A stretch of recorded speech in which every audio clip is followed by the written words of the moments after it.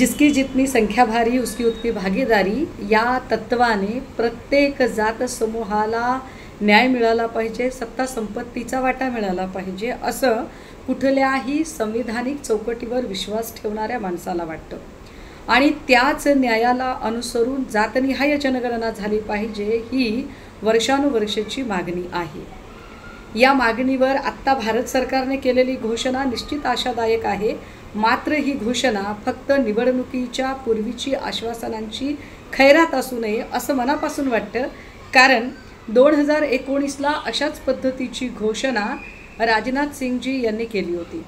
निवडणूक झाली, सरकार स्थापन झालं आणि त्यानंतर मात्र मी तो नव्हेच अशा थाटामध्ये ते ही घोषणा विसरूनही गेले आणि नंतर याचं काहीही झालं नाही।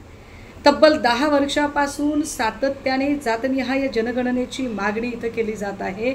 आता नेमकं बिहार निवडणुकीच्या पार्श्वभूमीवर ही केलेली घोषणा फसवी ठरू नये असं आम्हाला वाटतं। कारण अजूनही घोषणा केली आहे, मात्र ही जनगणना कधी होणार, त्याची नेमकी तारीख काय असेल, त्याचे टप्पे कसे असतील, ही सगळी जी जनगणनेची जी प्रक्रिया आहे ती कशा पद्धतीने एक्झिक्यूट केली जाईल याबद्दल कुठलीही शास्त्रशुद्ध माहिती या पत्रकार परिषदेमध्ये दिलेली नाही।